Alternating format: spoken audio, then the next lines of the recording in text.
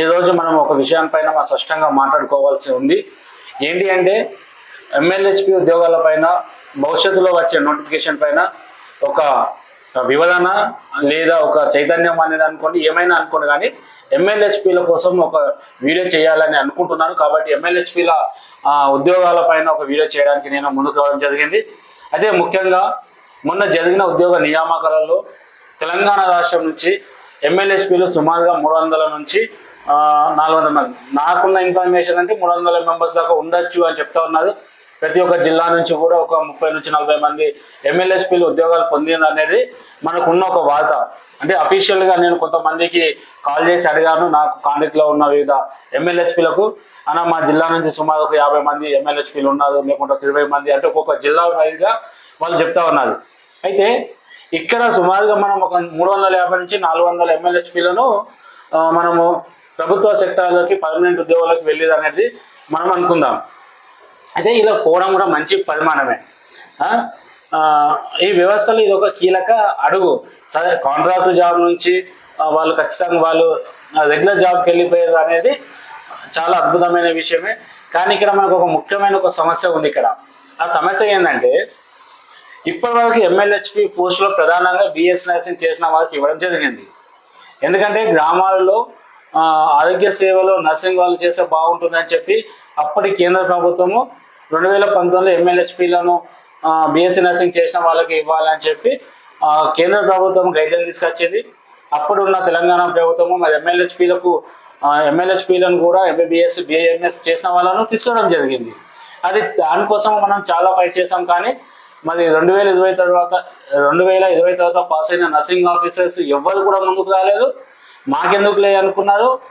మా ప్రయత్నంగా మేము అసలు బిఎస్సీ అసలు నర్సింగ్ వాళ్ళకే ఎమ్మెల్యేహెచ్పిలో జాబ్ ఇవ్వము అని చెప్తే కూడా మేము కొంతమంది మీకు కలిసి హెచ్ఆర్సీలో కేసు వేసాం. అదేవిధంగా హైకోర్టులో, తెలంగాణ హైకోర్టులో కూడా కేసు వేసాం. ఆ తర్వాత బిఎస్సీ నర్సింగ్ చేసిన వాళ్ళకి తీసుకుంటాం. వాళ్ళతో అంటే వాళ్ళని కూడా ఎవరైతే ఆఫ్టర్ 2020 తర్వాత పాస్ అయినో వాళ్ళని తీసుకుంటామని చెప్పి ప్రభుత్వం తెలియజేయడం జరిగింది. సరే, ఎవరో ఒకరికి బిఎస్సీ నర్సింగ్ చేసిన వాళ్ళకి, నర్సులకు ఎవరికి ఉపయోగపడుతుంది అనే ఆలోచనతో మేము అక్కడికి కూడా సరే అని మేము అనుకున్నాం. ఆ తర్వాత కూడా ఎవరు కూడా ముందుకు రాలేకపోయాను.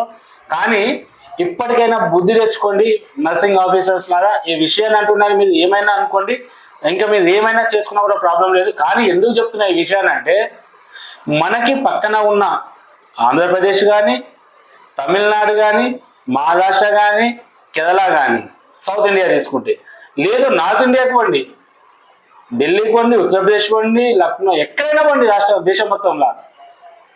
దేశం మొత్తం నర్సింగ్ ఆఫీసర్లు ఎమ్మెల్యేహెచ్పిలుగా బిఎస్సీ నర్సింగ్ చేసిన వాళ్ళని తీసుకుంటే కేవలం తెలంగాణ రాష్ట్రం మాత్రమే ఎంబీబీఎస్ వాళ్ళని తీసుకున్నారు. ఇది నీ చులకన. ఇది కొంతమంది అనుకుంటారు 2020కి ముందు పాస్ అయిన వాళ్ళు ప్రభుత్వం నాకు ఇయ్యలేదు, నాకేం అవసరం అని అనుకుంటున్నావు. నువ్వు అడుగుతలేదు కదా, నాకు కావాలని నువ్వు అడగట్లేదు. అట్లా నీ వల్ల లాభం లేదు. 2029 పాస్ అయిన వాళ్ళు మొత్తం నాకే కావాలని మీరు అడగతలేదు కదా, అట్లా మీరు నష్టపోతున్నారు. ఈ వ్యవస్థలో ఎంత జీవితాన్ని నష్టం చేసుకుంటున్నారు తప్ప ఇంకా ముందుకెళ్ళి మంచి లైఫ్ చేసుకోవాలనేది ఆలోచన అనేది లేదు. అయితే ఇప్పుడు 350 నుంచి 400 మంది ఉద్యోగాలు ఎమ్మెల్యేహెచ్పి ఉద్యోగాలు వదిలి వెళ్ళిపోతారు. తర్వాత కాంట్రాక్ట్లో జిల్లాల వారీగా లేకపోతే జోన్ల వారీగా మళ్ళీ ప్రభుత్వం నోటిఫికేషన్ ఇస్తుంది. ప్రభుత్వం నోటిఫికేషన్ ఇస్తే first priority MBBS, second priority BAMS, third Unani BMS వాళ్ళది, ఫైనల్గా బిఎస్సీ నర్సింగ్ వాళ్ళని. ఆ విధంగా తీసుకుంటే చాలా నష్టం జరుగుతూ ఉంది కదా మనకు. గత 2 సంవత్సరాల నుంచి ఎమ్మెల్యేహెచ్పిలో నోటిఫికేషన్ లేదు, ఎక్కడ లేదు. అయితే గత 2 సంవత్సరాల నుంచి తెలంగాణ రాష్ట్రంలో అనేక మెడికల్ కాలేజ్ నుంచి అనేక మంది పట్టభద్రులే బయటకు వచ్చిండ్రు, బిఏఎంఎస్ వాళ్ళు బయటకు వచ్చిండ్రు. ఈ 350-400 పోస్టుల్లో 60 నుంచి 70% వాళ్ళే తీసుకుంటారు అక్కడ. అప్పుడు మీకు ఏముంటుంది ఇక్కడ? ఇప్పటికైనా బుద్ధి వేస్తలేదా?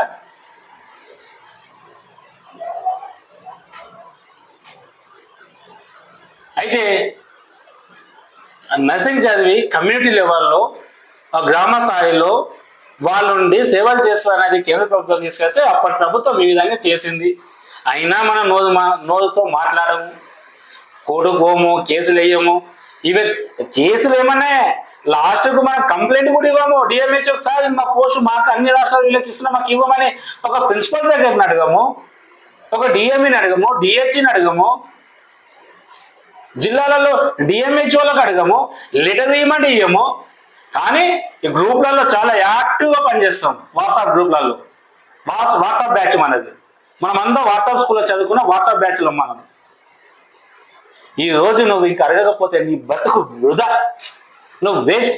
ఈ సమాజంలో ఇంకా చెప్తా, ఈ రోజు నీకు 15,000 ఇస్తున్నది అనుకుందాం ఒక హాస్పిటల్లో. ఇంకొక 3 సంవత్సరాల తర్వాత నీకు జీతం పెంచాలా? పెంచుకోవాలని అనుకుంటున్నావా? ఒక్కసారి హైదరాబాద్కి వచ్చి చూడు, లేదా మీ జిల్లా కేంద్రాలలో 5 సంవత్సరాలు 6 సంవత్సరాలు ఎక్స్పీరియన్స్ ఉన్న వాళ్ళ పరిస్థితి ఏమవుతుందో చూడు. అక్కడ ఎవరితో ఒకదాన్ని గొడవలు పెట్టి ఆ హాస్పిటల్ నుంచి బయటకు పంపించే ప్రయత్నాలే జరుగుతాయి సీనియర్ నర్సింగ్ ఆఫీసర్ అయితే. ఇది కాదంటావా?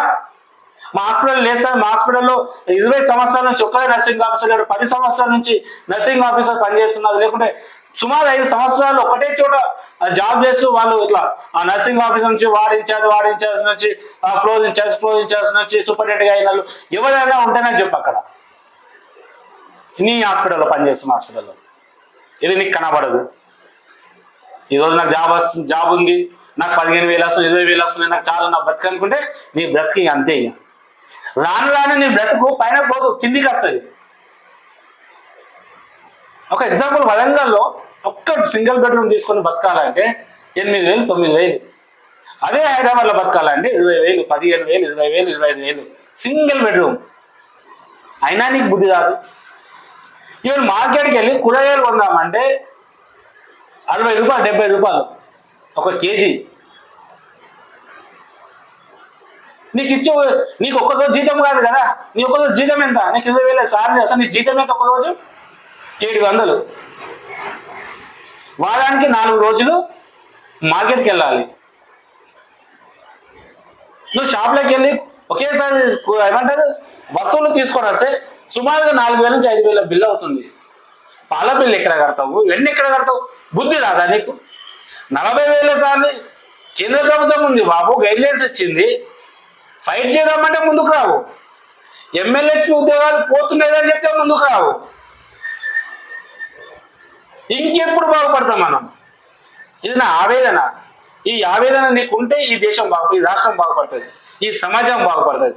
ఇక లేదు నాకు అవసరం లేదు సార్, నేను ఇంటి నుంచి వస్తున్నా, పని చేసుకుంటే నాకు 5,000, 10,000, 15,000 చాలు అనుకుంటే ఈ రోజు 15,000 తీసుకున్నా నువ్వు ఇంకొక 10 సంవత్సరాల తర్వాత, ఇంకొక 5 సంవత్సరాల తర్వాత అదే 15,000 కాడ ఉంటావు. కానీ నీ ఇంటి రెంట్ పెంచుతాడు, నీ కూరగాయల బిల్లు పెంచుతాడు, నీ కరెంట్ బిల్లు పెంచుతాడు, నీకు అన్ని పెంచుతాడు. నీకు పాలు ఒకప్పుడు పాలు 20 రూపాయలకు లీటర్ అంటే ఈరోజు 70 రూపాయలు, 80 రూపాయలకు లీటర్ పాలు ఉన్నాయి. సమాజంలో అన్ని వస్తువులు పెరుగుతూ ఉంటుంది, కానీ ఈ నర్సింగ్ మాత్రం అంతా తగ్గుకుంటూ ఉంటుంది. జీతాలు తగ్గుడు, ఎక్కువ మంది ఉండదు. కానీ నీ పేషెంట్ దగ్గర చూడు, ఒక వార్డులో పనిచేస్తున్న ఒక పేషెంట్ దగ్గర నీ పేరు మీద నర్సింగ్ ఛార్జెస్ అని చెప్పి ఒక షిఫ్ట్కి 2,000 నుంచి 10,000, 15,000 తీసుకునే హాస్పిటల్స్ ఉన్నాయి, లేవా?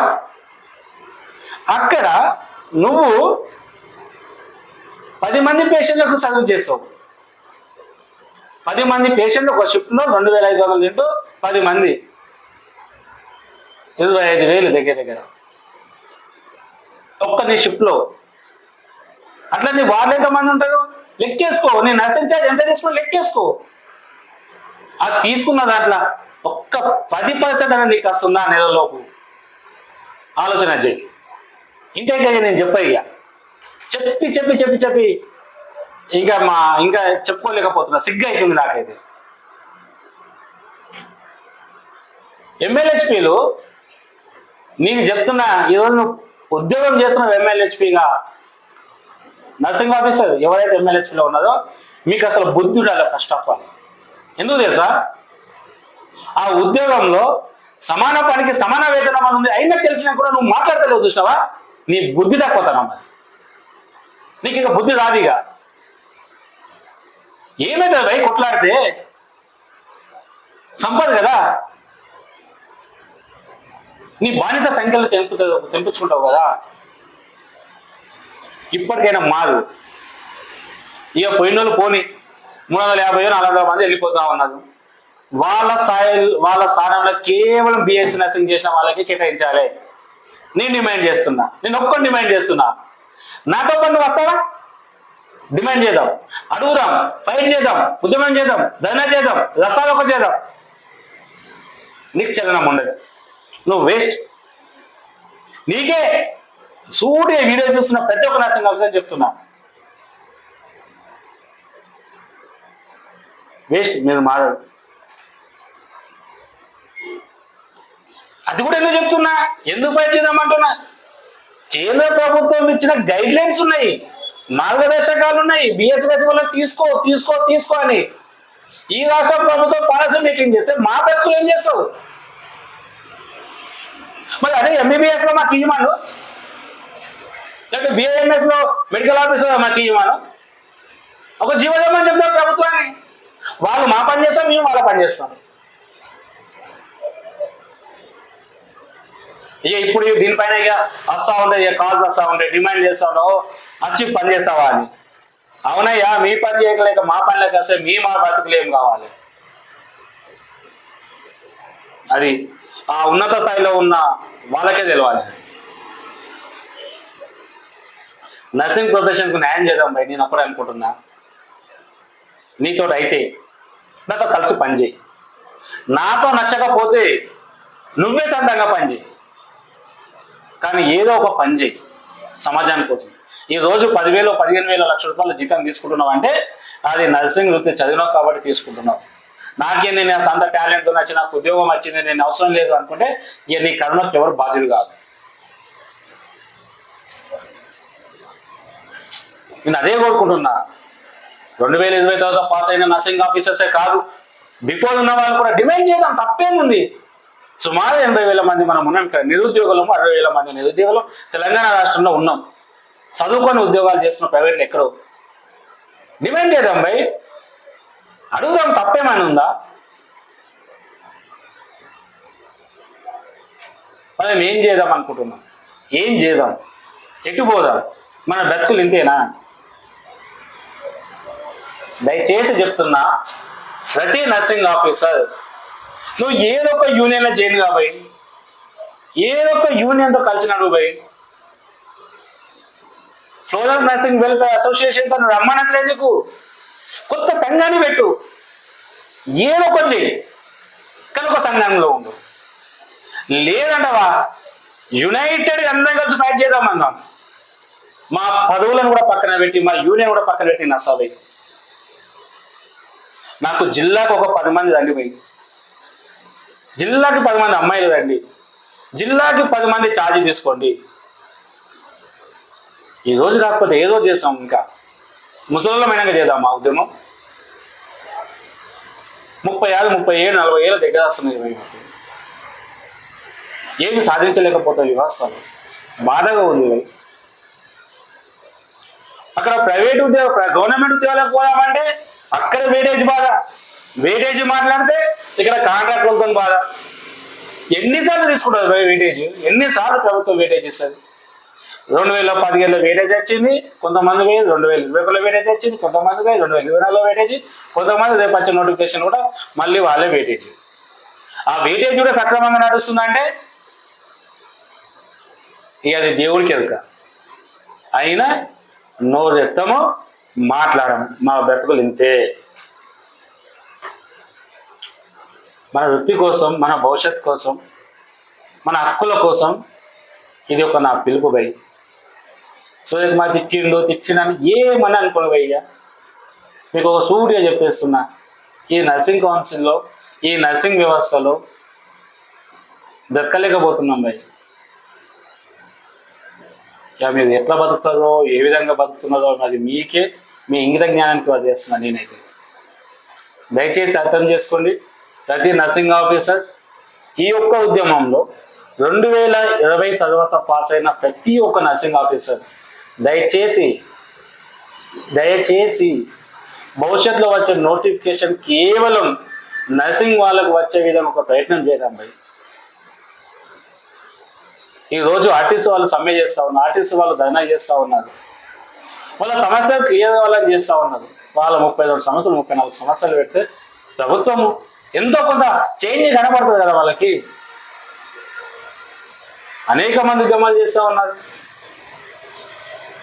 మనం ఎటు పోదాం? దయచేసి ప్రతి ఒక్క నర్సింగ్ ఆఫీసర్ ముందుకు రండి. నాకు జిల్లా నుంచి ఒక 10 మంది వస్తే జిల్లాలలో ప్రతి జిల్లాలో ఒక మీటింగ్ పెడదాం. 2020 పాస్ అయిన వాళ్ళు, అదేవిధంగా మన సీనియర్ నర్సింగ్ ఆఫీసర్స్ ఉంటారు, వాళ్ళని కూడా కలుపుకొని ఇది కేవలం నర్సింగ్ చేసిన వాళ్ళకే ఇవ్వాలని చెప్పి మనం ఫైట్ చేద్దాం. భవిష్యత్తులో ఇంకా సబ్ సెంటర్లు పెరుగుతూ ఉంటాయి. భవిష్యత్తులో జనాభాకు అనుగుణంగా ఇప్పుడు సెన్సస్ నడుస్తుంది. ఈ సెన్సస్ నడిచిన తర్వాత భవిష్యత్తులో చాలా సబ్ సెంటర్లు కూడా ఏర్పడతాయి. కాబట్టి దయచేసి అర్థం చేసుకోండి. మనము యూనిట్గా ఉంటే ఈరోజు మన సమస్యలు క్లియర్ అవుతాయి. కాబట్టి ఇది ఎవరి కోసమో కాదు, మన భవిష్యత్తు కోసము, మన వృత్తిపై గౌరవం ఉండాలనే ఒక ఆలోచన, అదేవిధంగా మన హక్కుల కోసం మనమే కలిసి పోరాడదాం. ఇక నాకు పిలిపి ఏంటంటే మీకోసం ప్రియమైన నర్సింగ్ ఆఫీసర్, దయచేసి చెప్తా ఉన్నాను, మీరందరూ మాకు సపోర్ట్ కదండి. మనం అందరూ కలిసి ఒక పోరాటం చేద్దాం, ప్రభుత్వానికి మన సమస్య వినిపిద్దాం, మనం కలిసి పోరాటం చేద్దాం. తప్పకుండా మనం న్యాయం అనేది ఎప్పటికైనా గెలుస్తుంది. మనము పక్క రాష్ట్రంలో ఉన్న ఆంధ్రప్రదేశ్ కానీ, కర్ణాటక, మహారాష్ట్ర, దేశంలో ప్రతి రాష్ట్రం నుంచి 28 రాష్ట్రాల నుంచి మనం గైడ్లైన్స్ తీసుకుందాం. వాళ్ళ రాష్ట్రంలో ఏముంది, మా రాష్ట్రంలో ఏం జరుగుతుంది అనేది దానిపైన కూడా మనం గైడ్లైన్స్ తీసుకుందాం. తప్పకుండా మనం కొంతనైనా, లేదంటే మనం పర్సంటేజ్ అయినా 50% మాకు ఇవ్వండి, 50% ఇతరులకు ఇవ్వండి అయినా మనం డిమాండ్ చేద్దాం, మనం మాట్లాడుకుందాం. ఈ యొక్క అవకాశాన్ని అవకాశం పైన మనం ముందుకు వెళ్దాం. తప్పకుండా మన న్యాయం అనేది మనకు వస్తుంది అనేది నేను ఆశిస్తున్నా. కాబట్టి మనం కలిసి ఫైట్ చేద్దాం. మీరు నేను ముందుకు రావడానికి సిద్ధంగా, కలిసికట్టుగా ముందుకెళ్దాం అనేది నా ఒక అభిప్రాయం ఉంది. మీరు నా వెంట వస్తారని నేను ఆశిస్తూ ఉన్నాను. అదేవిధంగా ప్రతి నర్సింగ్ ఆఫీసర్స్ మరొకసారి చెప్తా ఉన్నా, ముఖ్యంగా MLHPలకు మీకు మళ్ళీ చెప్తున్నాను, సమాన పనికి సమాన వేతనం పైన మనం ఫైట్ చేద్దాం. నువ్వు నాతో వస్తా అంటే నేను నీతో కలిసి పనిచేస్తా. నీకే సమాన పనికి సమాన వేతనం చట్టమే చెప్తుంది, అయినా కూడా నీకు ఇంకా లేదు బుద్ధి అంటే నేనేం చేయలేదు దానికి. లేదు సార్, లేదన్నా మాకు ఇచ్చినంతనే చాలు, మా బతుకులు ఇంతే అనుకుంటే ఇంకా నువ్వు ఫైట్ చేయకు. ఓకేనా? అదేవిధంగా ప్రతి ఒక్క నర్సింగ్ ఆఫీసర్ ఈ వీడియోని షేర్ చేయండి. ప్రతి ఒక్క నర్సింగ్ గ్రూప్లో, వాట్సాప్ గ్రూప్లో కూడా ఈ వీడియోని షేర్ చేయండి. అదేవిధంగా మనం ఫైట్ చేద్దామా వద్దా, నువ్వు వస్తావా నువ్వు రావా, కామెంట్ రూపంలో పెట్టేసి. ఈ ఫ్రీనే కదా, పైసలు పట్టదు కదా కామెంట్ చేయడానికి. నీ అభిప్రాయాన్ని కామెంట్ చేయి. ఐక్యమే బలం. నర్సింగ్ హక్కుల కోసం పోరాటం ప్రారంభిద్దాం. ప్రతి ఒక్కరు కూడా రావాల్సిందిగా మనవి చేస్తూ